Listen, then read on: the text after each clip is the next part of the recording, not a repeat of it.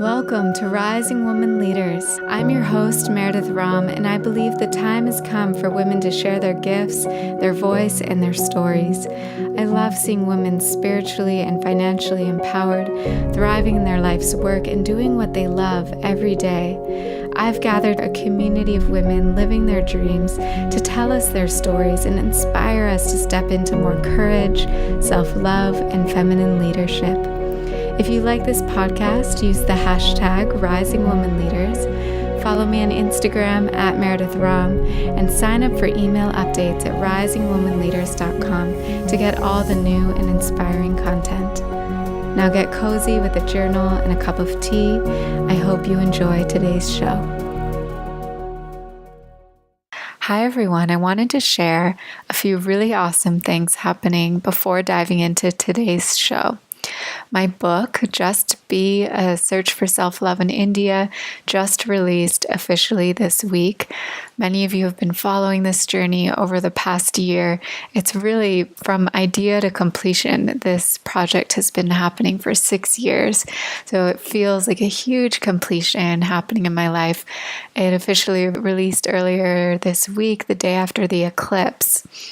So you can now find it on Amazon, learn more about it. It's received such a beautiful response from people about this book and this story of spiritual awakening. And I'll also include the link in our show notes today. I also want to tell you about a new program I just released called the Sovereign Circle, which is coming up this October. This program is really about the archetype of the queen, stepping into your power, really being of service to the people that you want to reach, and holding that space of being boundless and free and regal, autonomous. It's about connecting to our higher selves. Over 7 months, I'm going to be guiding an intimate group of women on a journey through the chakras. Each month will be a different wisdom teaching, starting with the root chakra, working our way up to the crown. I have a guest teacher coming each month, Luna Love, Karen Prosen, Gillian Anderson, Ashley Burnett, and Faye Wilder. There's going to be a live sisterhood call near the full or the new moon each month, and each woman in the group is also going to receive private coaching to work towards their own personalized goals. So this is a feminine leadership program. Our final call is going to be a beautiful ceremony of witnessing each other step up to live as our higher selves. So you can find all the info now up at risingwomanleaders.com. There's also a free webinar that you can watch to learn more about the program. Again, risingwomanleaders.com. Enrollment is now open. I want to share about an upcoming event I'll be leading with Sena and our friend Denell. It's going to be a women's circle and cacao ceremony in honor of the release of my book. That'll be happening in Sebastopol on Tuesday, August 29th. I'll be sharing stories, doing a book reading, singing kirtan, and facilitating a conversation around self-love. So I would love to see you there. I'll put the link in the show notes. I'm here today with Sena Shellenberger. Sena is a carrier of cacao medicine, ceremonialist, and people empowerer.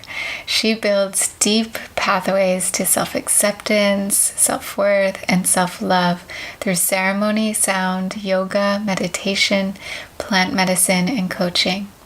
She's here to support our shift in heart-centered living. After working for 5 years in Silicon Valley, she spent 8 months finding inner freedom in the jungles of Peru and Costa Rica. She is passionate about creating safe, nurturing spaces to share her wisdom and support our collective healing. Recently, following her heart to Sonoma County, Sena leads women's circles, cacao ceremonies, and international retreats. She recently launched an online course on cacao. Welcome, Sena. Hi, thank you for having me. Yeah, it's great that we get to be here in person together, which is not always the case. Yeah. Sena and I just met in the last couple months after she moved here. And she's been holding circles with cacao, this really powerful medicine. I would love to just start how did you first come to find cacao? Yeah.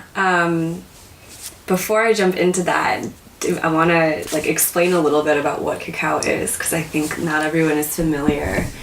And so cacao is the raw ingredient of chocolate, and it grows on a tree within 20 degrees of the equator, so it's tropical.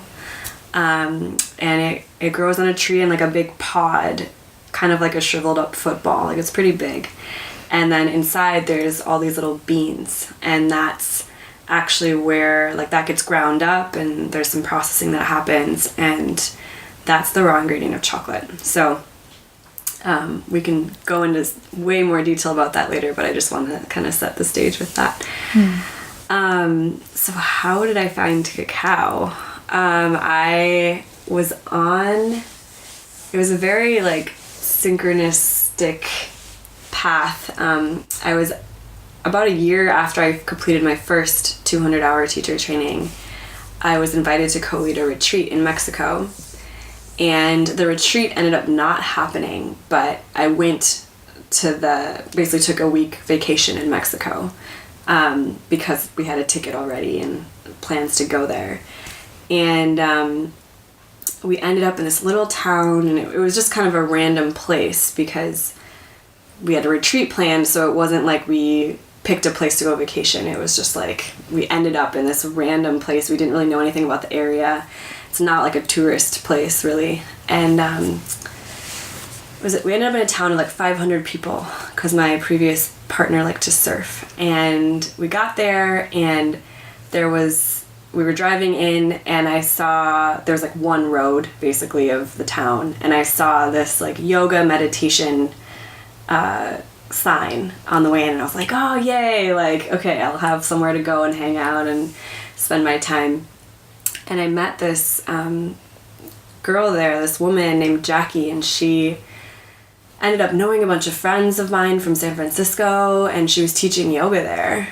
And so we totally hit it off, and she invited me on the last day of our trip. She invited us to join in on a cacao ceremony. And I was like, I don't even know what that is, but sounds cool. I think it's chocolate. Yeah, I'll go to a chocolate ceremony. Sure. And we went, and I found out after the fact that it was actually the closing ceremony for a 200-hour yoga teacher training that they were having at that retreat center.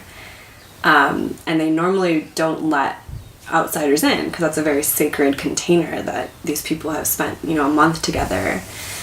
For some reason that day, the facilitator, Ananda, felt like she got a yes when asked if we could join, and so she allowed us into the circle. And it also happened to be during Hurricane Patricia. I don't know if you remember, but it was a couple years ago on the coast. It really hit Mexico pretty hard. Mm-hmm.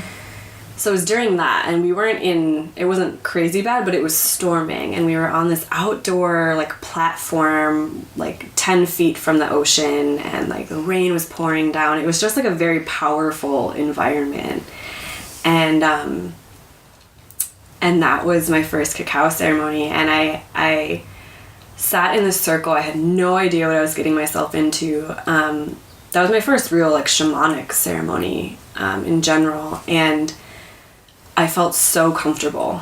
I sat there and I was like, oh yeah, I know this. I've been here before, and it was just this deep it was almost a sigh of relief. I was like, oh yeah, I know.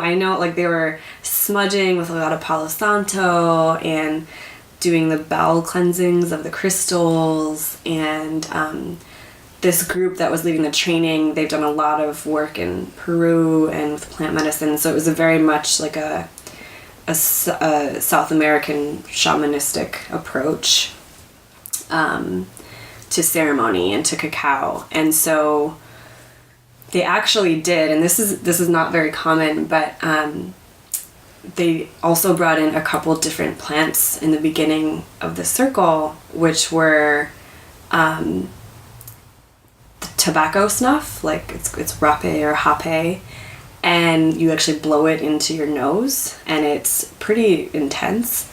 And then there's another eye drop called, well, they had two, but that's Piri Piri and Sananga, from either, the first one's from Peru, the second one's from Brazil, and that's an eye drop that you put in your eyes, and they're both meant to really like open up your upper chakras and kind of make you more present, but also, like typical, a lot of shaman plant medicine, they're not the most enjoyable experiences. Like, they're really kind of harsh at first.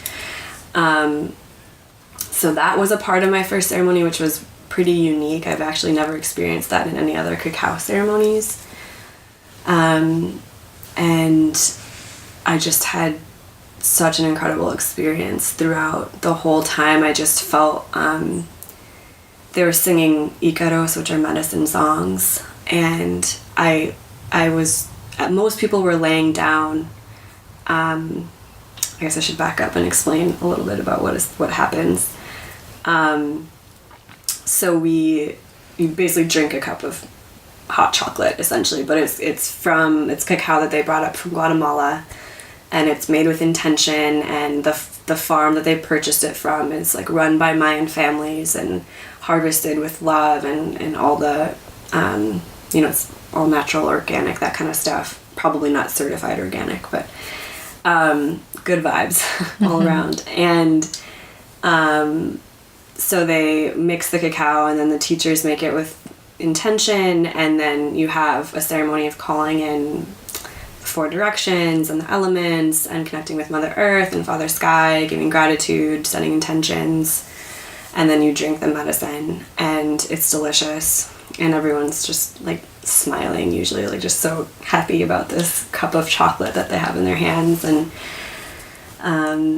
then they started singing and playing, like drumming, and there's some bells and other instruments, and it's storming all around us, and we were outside, and the wind's kind of like whipping through, and like most people laid down, and me and my friend Jackie and I were, for some reason, we like kind of, I stayed sitting up for most of the ceremony, and my body was just like rolling with the songs, and there were times where I felt like I was singing along, like some part of me knew the words or had remembered them, and I felt like this unraveling of my body. It was like tension and pain and like blockages were just energetically like moving. As I moved with the music, they were just kind of like, I was kind of twitching. It was really powerful, and it was also it didn't feel too much, it didn't feel scary to me, I was still very present with myself, but I really like let it take me kind of as deep as it felt like it wanted to go. And the next day I felt like a huge shift. I felt like a new person. I felt more alive. And when I went home, one of my best friends and roommate at the time saw me, and she looked at me and she's like, "Sena, like, your anxiety's gone." And it was just like a beautiful reflection for me of like, there is, like, I do feel something big shifted within me. And that was my first experience with cacao. Wow. Mm-hmm. Oh, I just got chills on my legs. Wow. That's really powerful. Yeah. So did you know in that moment, like, I need to learn more, like cacao is something on my path? And totally. I mean, that was a really pivotal moment. Like when I met, so the teachers that were leading that training, I talked to them after the ceremony. I was like, what was that? I need to do more of that, whatever that was. And they told me about a 300-hour advanced yoga teacher training, so like the next level, and combined with plant medicine training in Peru in August. which was 8 months later from when I met them. And I just knew, I like saw my path veer from like way off track of like, you know, where I thought I was going. And then it was like, and I was like, I'll be there. Like I knew. And that is, I quit my job, probably like 5 months later. And I had wanted to quit for a while, but basically I got back from that ceremony and I just was like, I was obsessed. I was like, I need to, like, I looked for ceremonies in the Bay Area and I found another one. I went to that one, had a totally different, wild, amazing experience. And I couldn't stop talking about it.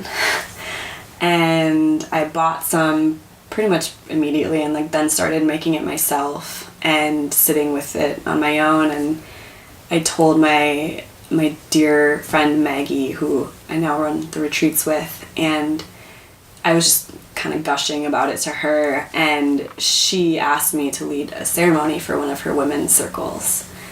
And you know, this was after I'd gone to 2 ceremonies myself, and I, you know, on one hand felt very new to it, but on the other hand was just like, okay, I can do that. And you know, sat down and meditated a bit and like wrote out just like, and knew how I wanted the ceremony to go. And then from there we led probably like 5 or 6 women's circles that summer. And it was so much fun and so beautiful. Wow. Yeah. So there's Sena before cacao and Sena after cacao. Absolutely. Totally. Yeah. Tell us more about Sena before cacao. Great question. Sena before cacao. Well, I feel like there was a little bit of time where it was like Sena before yoga, right? So Sena before yoga was like a pretty big partier.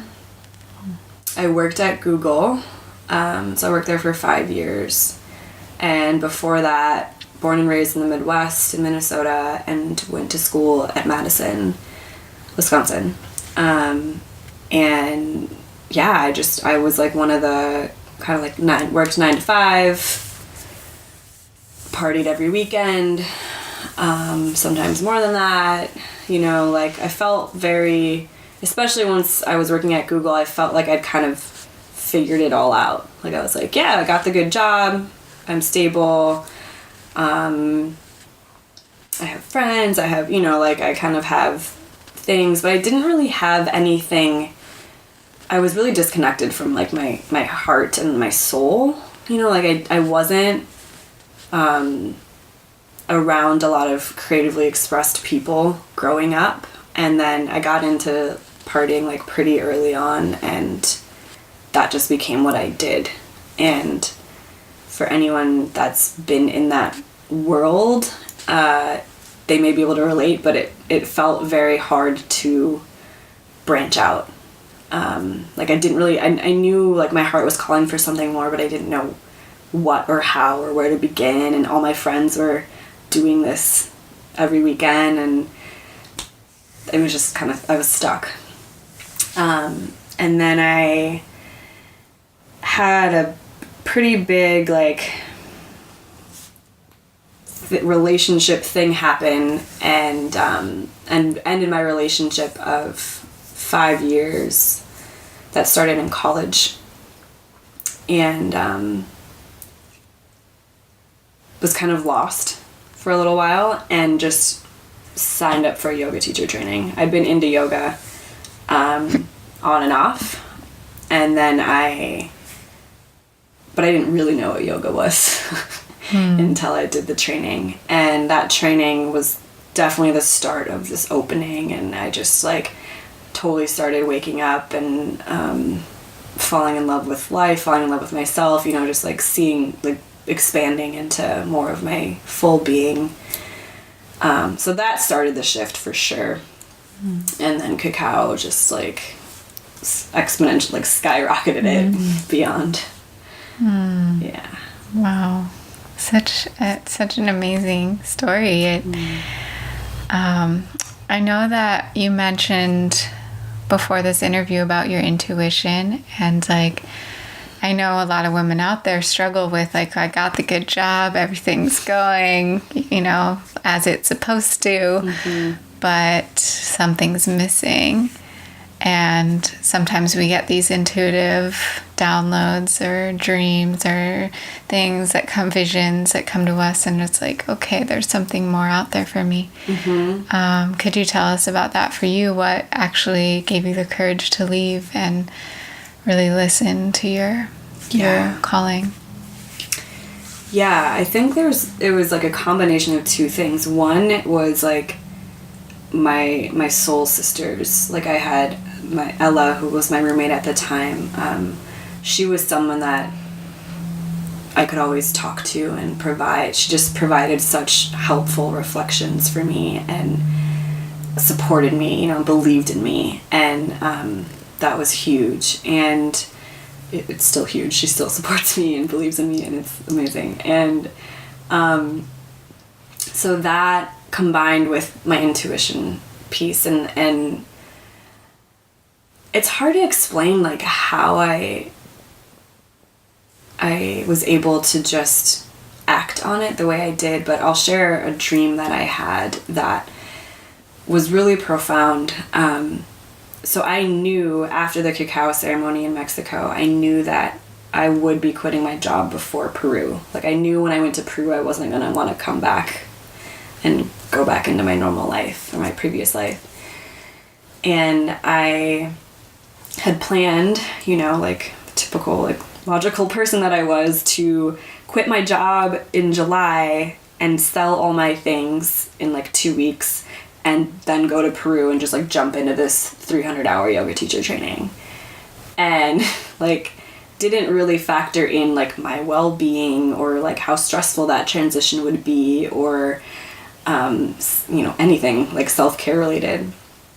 And I then had a dream about probably, I think it was like 3 or 4, it was probably 4 months, almost 3 or 4 months before I was going to quit in July. So it was February or March. I had a dream that felt very different than than most of my other dreams. It was on a full moon, and in the basement, so I was in this house, in the basement there were dead bodies. I couldn't see them, but I knew they were down there. And I was in this house, and I was kind of like I just wasn't really comfortable that they were there, but I wasn't freaking out. I was just like, yeah, they're there, that's not ideal. And then I was looking out the window, and this huge eagle flew into a tree across the street, and there's all these other smaller birds with the eagle. And the eagle then transformed into this old woman, like long gray hair, long white robes, just like, and I was like, whoa. And I went outside, and she transformed back into an eagle, flew across the street for some reason, and then shapeshifted again, and was pointing out into, then she pointed out into the ocean. Like over the ocean there was this ominous sky, like this like big heavy black clouds, like that looked like they were kind of like sagging into the earth, and it looked like it was coming towards where I was. And so she's like pointing at the at this ominous cloud, and I'm looking at it, and then she looks at me, and we like lock eyes, and she's like, it's like a very clear like, do you see what's coming? Like that was the vibe that I got. And I was just like, oh my gosh. And then she transformed back into an eagle and walked away, or flew away. And then I went back inside. So instead of being like, oh man, there's something really bad coming, this eagle came to tell me that I need to leave, I like went back in this house with the dead bodies in the basement and decided to pack up a bag with food. And I had no sense of urgency, and I was picking, like I was being really picky. Like I was like, oh, I don't really want carrots. And like, just like kind of like being picky about what I was taking and taking my sweet time. And eventually this huge gate came and like from the sky, like massive, massive gate, like fell and like blocked in the city, and I could see it from the window, and I was like, ooh, okay, shit, I should probably get out of here. But still was kind of taking my sweet time. And then another gate, or like, I don't know, steel wall came and like dropped outside of the window, like basically locked me into this house. And then I woke up. Wow. And I was like, oh my gosh, that was really intense. And so I started the next day, I was processing this. I was like, what? Like, what was that? What was the message? And I was talking with Ella about it, and she's super tapped into her feminine intuition, like very, very astute tarot reader, and just really incredible. And I told her the story, and her interpretation of it was like, she asked me, she's like, why are you still at Google? And I was like, I don't know. And she was like, is it because you need money? Like, are you trying to save up a certain amount before you leave? And I was like, no, like I've got enough savings. And she's like, so what is it? And I was like, I don't know. I just like planned backwards for my yoga teacher training. Like, I didn't have a good reason. And realized, so her interpretation of the dream was that the food that I was being really picky about, that's like first chakra. And so it's like I was getting more, like I was being given more food, but I was like, I don't really want that. And it's like I didn't really need it. I didn't really need the food. And I had no sense of urgency around anything. And she gave me this really beautiful piece of advice, because she had gone on a similar journey a few years ago. And she said that there was a point in her life where she chose to have an abundance of time rather than abundance of money. And, you know, she's like, don't you, like, want some time before you go to Peru to just be in California or do whatever, you know, but just, like, kind of have some time to yourself. Because at that stage of my life, I was commuting 3 hours a day. I was, like, busy, like, nonstop busy.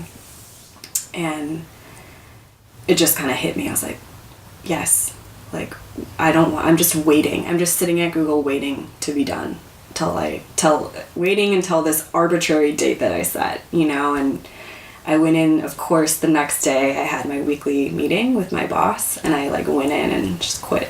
Like, I gave her like weeks notice. I didn't just walk out, but I told her I was putting in my 2 weeks notice. I think I stayed another month to transition, but yeah. Wow. That was a very clear signal from my intuition, for sure. Wow. Mm-hmm. And you listened to it. Mm-hmm. You know, some people might push that off still, the fear and the doubt. Yeah. And I wonder, I mean, I'm guessing there were probably messages before that I was pushing off, but that was a really strong one. And that's why I kind of brought back the sisterhood and the community, because, you know, without that conversation and that dissection and processing of it, I don't know if I would have really sunk in as much as it did. Oh. Yeah. So then your life began, you know? You got to go on these journeys. You got to have time before you left. Mm-hmm. Tell us about Peru and, you know, everything you learned there. Yeah. The training. Man. So Peru was really interesting because I pretty much...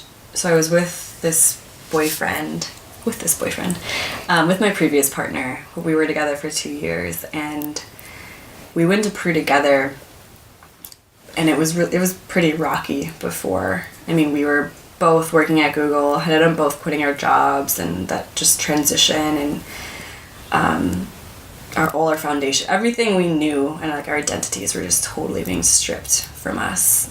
Our choice, we were stripping them from ourselves, but it was challenging. And we landed in Lima, and literally that same day when we landed, we ended up on a park bench, like speaking about breaking up and both crying. And it was just this moment of like, oh my God, what have I done? Like, I'm going to be alone in Peru. Like terrifying. And so that was going on. And then not too long after, I started my 300-hour teacher training, which was in the jungle in the northern part of Peru. And that was really intense. It was really transformative. And it was the thing that was so intense about it for me was that just intensive yoga teacher training, there's so much that comes up. You know, we're doing 2 to 3 hours of asana every day, and you're secluded, and you're learning new things and just being pushed in new ways. And there's a lot of emotional stuff that's being cleared out already in that environment. And then on top of that, this training incorporated plant medicine. So we worked with, the main ones we worked with were ayahuasca. So there were 2 ayahuasca ceremonies. And then there was a Washima Vision Quest, which is San Pedro cactus. But I ended up not doing that Vision Quest, which is a whole nother story. But yeah, so the training was just, I mean, it was the best way to start this kind of journey where I was like totally stripping myself of old identities and like going on this total like soul searching kind of mission, because that really like just hammered me with a lot of experiences of clearing and cleansing and letting go and surrendering and learning, of course, and growing. And the second ayahuasca ceremony we had, I got really, really clear messages from ayahuasca that I should not work. I should take a break. I need to take 6 months to heal my heart and not work with any plant medicine during that time, including ceremonial dose, like amounts of cacao. And I was like having this conversation with ayahuasca. I was like, but I mean, just like you know, how much is too much? Like, could I have like half an ounce of cacao? You know, like doing this negotiation. And the other thing I was negotiating with her about was that the last day of our training was this big vision quest with the San Pedro cactus, and I really wanted to do that, of course. And she was like, no, like no, you need to heal. And I was like, okay, all right, okay, I get it, I'm listening. But throughout the week, you know, so I came out of that I told my teachers, I was like, I'm not going to do the vision quest. I'll go, of course, with you guys, but I'm not going to drink the medicine. And they were like, okay, sure. But throughout the week, people were kind of gently convincing me, and I was gently convincing myself that it would be okay to have some of it. And so the day before this vision quest, I was like pretty sad. I was like, I'm gonna have like half a cup or something. And I ended up spraining my ankle that day so badly that I was on crutches for like 2 weeks and like did not go on that vision quest. Wow. And that to me was a very clear like, don't like listen to the guidance you receive. If you're signing up and you want to walk this path, you have to listen to the messages. You have to like surrender to it. You can't like pick and choose what you want to do and what you don't want to do. And so that led me to a really beautiful time of like a solid month being pretty much alone in I flew down to the Sacred Valley, and I was with, thankfully, some of my yoga sisters from the group helped me get there because I was pretty much couldn't really walk. And then I had like a month of just turning inward, you know, like I couldn't walk around. I was just in my room a lot. Didn't really have anywhere to go. You know, it was just this time of resting. And I started getting so many downloads. This was in the Sacred Valley, so I don't know if you've been there, but you're nestled between the Andes Mountains. Like, they're just huge mountains on either side of you, and the energy there is just so strong. Like they say, you're like closer to the cosmos, like you just get these downloads. And I started playing a lot of music, and meditating a lot, and journaling. I started doing video diaries. So I found that journaling wasn't working for me anymore. And so I would basically just talk to my computer, talk to myself in the computer. And that was really healing in a lot of ways. It helped me just see my dialogue that was going on in my head and come to a lot of really clear conclusions. And I was also doing a lot of healing of my sensuality and getting in touch with my feminine in ways. So another message from ayahuasca that I received was heal your heart by just loving up on yourself, adorn yourself, give yourself massages, sensual, love life, eat yummy foods, just enjoy everything that you come in touch with, dance, move your body, everything. And that wasn't really my way of being before. And so during that time, I actually found this really cool course it was not very expensive, but it was a 30-day email course from Evian Whitney. I don't know if you follow her, but her blog is Sex, Love, Liberation. And it was a 30-day email course where it was a sensuality challenge. And so every day she would just send you a sensuality prompt or homework for the day. And so I finally had the time and space and the ability to focus on something like that. And I did that for the 30 days, and it was really amazing. And then there was kind of the full disentanglement of my relationship. He was still in Peru, and we kind of finally ended, and it was a little messier than I was expecting. And I was pretty pissed at the time. And so then I went to Costa Rica kind of on a whim, and that was also a message I got from ayahuasca. She showed me Costa Rica before in one of the ceremonies, and I was like, yeah, I'll go there at some point, but I was planning to just continue in South America, go to Bolivia and places that made sense from Peru. And Costa Rica does not really make sense logistically from Peru. And after everything kind of just disintegrated with David, that was my partner, I just looked on a whim. I was like, I think I need to get out of here. I can walk now. I'm feeling more ready to kind of emerge from my shell. And I just looked at flights to Costa Rica, and I found a promotion for a $350 flight, and I was like, okay. And I had a dream, and I don't remember the dream, but I woke up with the word panchakarma in my head. And so I was like, okay, and I googled panchakarma Costa Rica and ended up finding this amazing woman. I just sent off a Facebook message, not really expecting much, and she responded right away, and this whole dialogue started, and that's what led me to Nosara, which is on the Pacific coast. And then I was in Costa Rica for 5 months. Wow. And there's way more of the story, but I feel like I've been it's a long journey.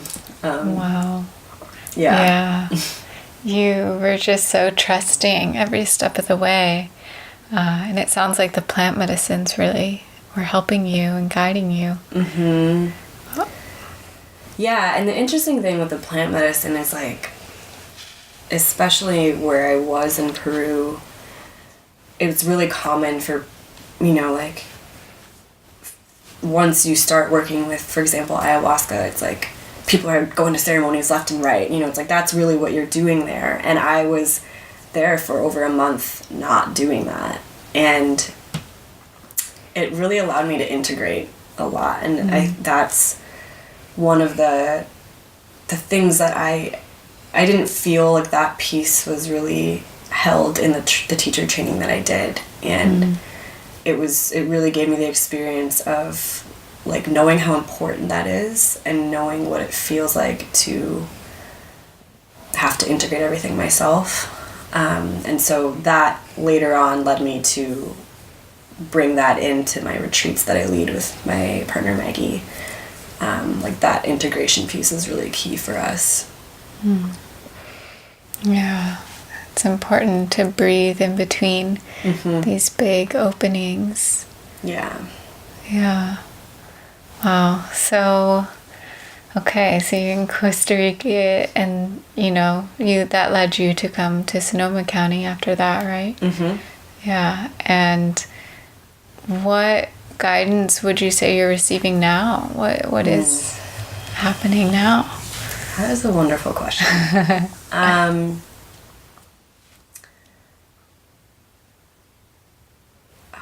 man, the guidance I'm receiving now is like,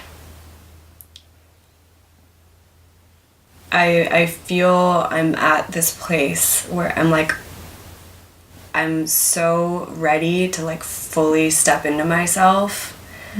And I see that happening, and the guidance is just like, go, like you're ready, like just like let go, like let those stories that you've been shedding this whole time anyway, like you can really let them go now. Yeah, so there's like a stepping in and there's a sharing of myself and like an action. And one thing I've always struggled with is this balance between, being and doing, and the balance between like being but still taking action, like embodying action and manifesting in the physical form. I can't just sit and meditate all day. Like nothing's going to get actually created in the world.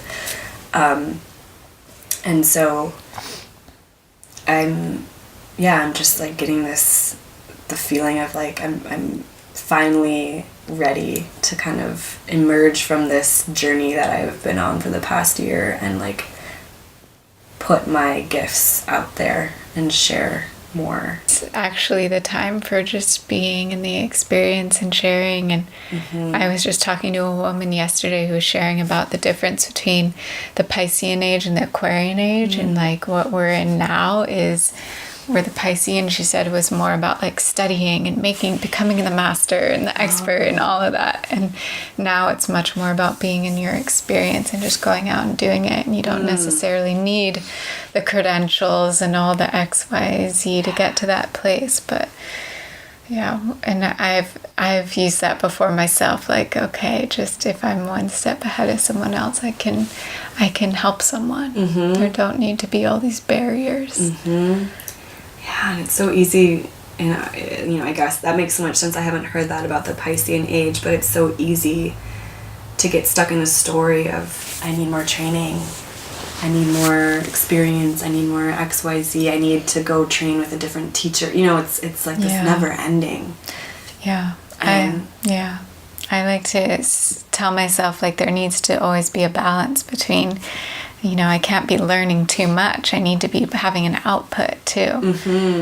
And if you're familiar at all with Joseph Campbell's work, the mythology and the hero's journey, the last phase of the hero's journey is to return with the elixir.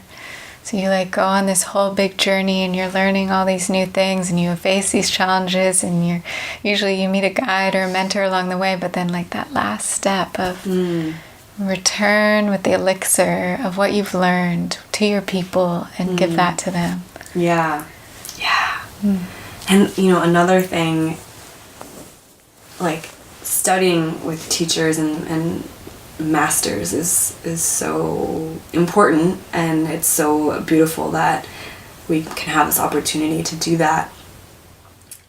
And one thing I learned, a big lesson I received on this big Peru, Costa Rica journey was that, like, and this is my belief, but, like, I really believe, like, everyone is so human, and everyone like, I used to, like, put teachers and, you know, swamis or masters on this pedestal, and, like, the universe has shown me time and time again that, like, you can be the most, you know, blissful, like, loving person, and, like, you're still human. You still have, like, that messy side. You still have that shadow, you know, like, I don't think I've ever met anyone in an enlightened state, so maybe that's different, but it just was this reminder of, like, we often project onto teacher figures, like, what we want them to be, this, like, idealistic, like, perfect person that we could never be, but they're there.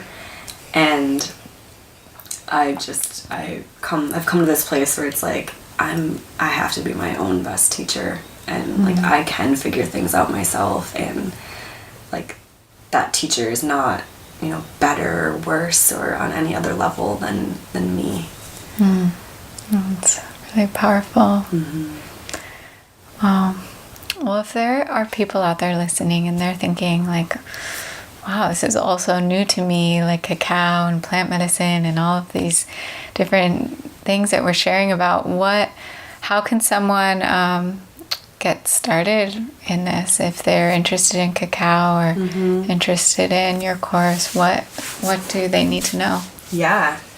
Well, first I'll say that cacao is like a really beautiful way to get into the world of plant medicine, and it's not hallucinogenic. You don't go on like a trip, and it's legal. You know, it's chocolate. Essentially, at the end of the day, it's chocolate. It's just used in a ceremonial way. You take more chocolate than you would eat in normal sitting.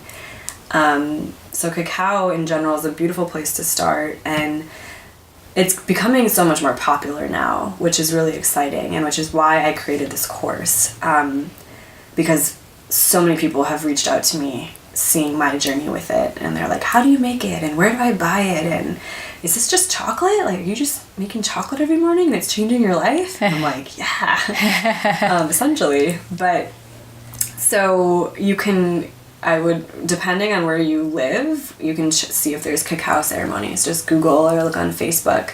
They're becoming more and more prevalent around the world. So that's one really simple way. And then the other way is like, this is why I created this online course. And I did it in an online format because cacao is so accessible. You know, in theory, you could go to, you know, your local organic grocery store and get cacao powder and make a cacao drink.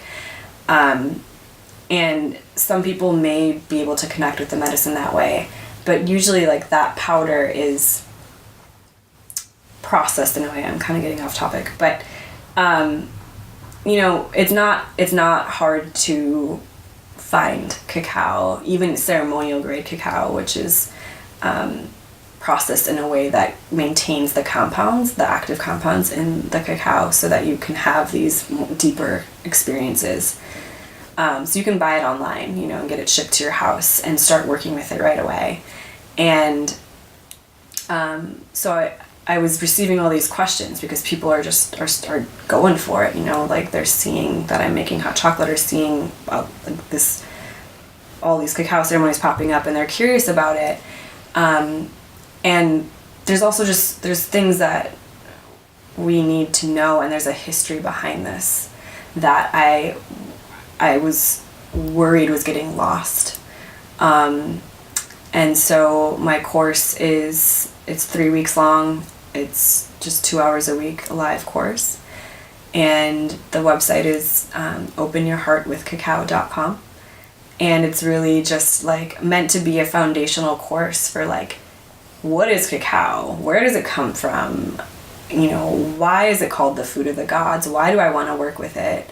And then how to work with it, where to find the good stuff, and how to source it from suppliers with integrity.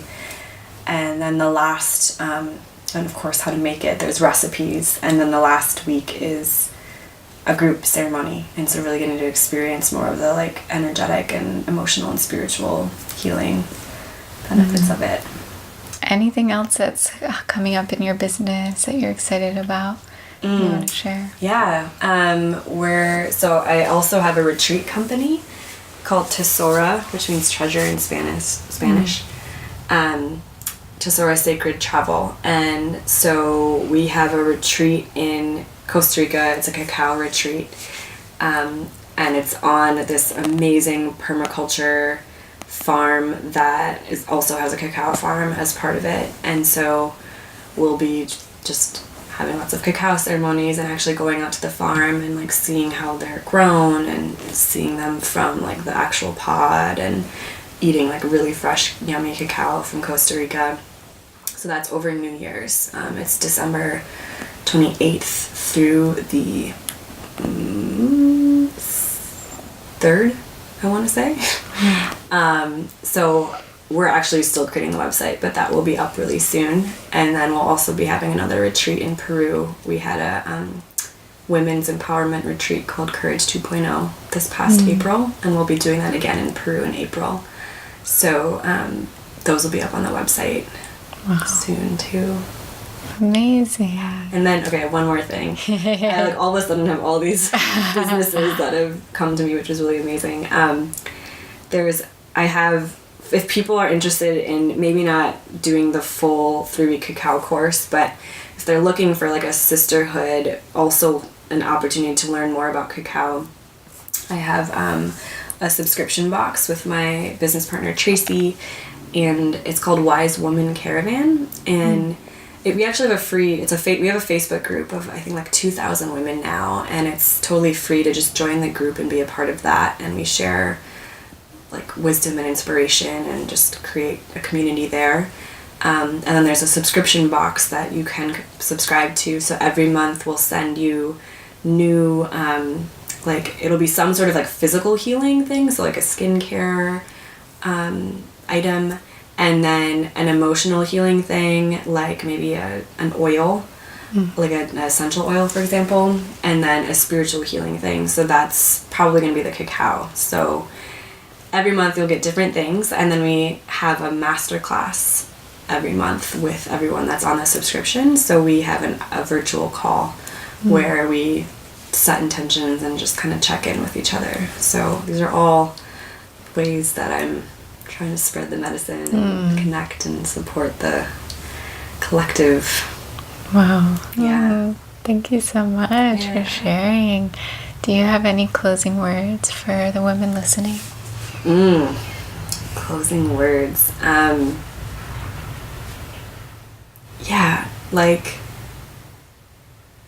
Just do it. It's like this just do it mentality. Like I love what you shared about that shift that we're in from, this trying to be a master to like just doing it. And I've found that the more I've trusted that I like have what I need and I don't need to prepare so much, and I can just like in the moment perform or share or do whatever I need to do, like it's true every single time. And once we're living our authentic self, like living in our hearts, that it just flows so easily. So I guess the wisdom is like just do it, whether that be doing whatever you need to do to like come back to your heart if you feel like you're disconnected from yourself. And then if you've already kind of done that work, like share yourself, express yourself, like we need you. Yeah. Beautiful. Well, let's just take that wisdom and bring it into our heart. Breathe it in. The women listening, anything that resonated with you today, just take that seed and just know that there's something there for you. You can water it and watch it grow, and you can always reach out when you need support. I'll bring my hands to my heart, just bowing with gratitude. Thank you, Sena. Thank you to everyone listening. Namaste. Thanks so much for taking the time to listen to our show today. We would love to hear what you think. Take a moment to hop on over to iTunes and leave us a review. We'd be so grateful to receive it. Until next time, namaste.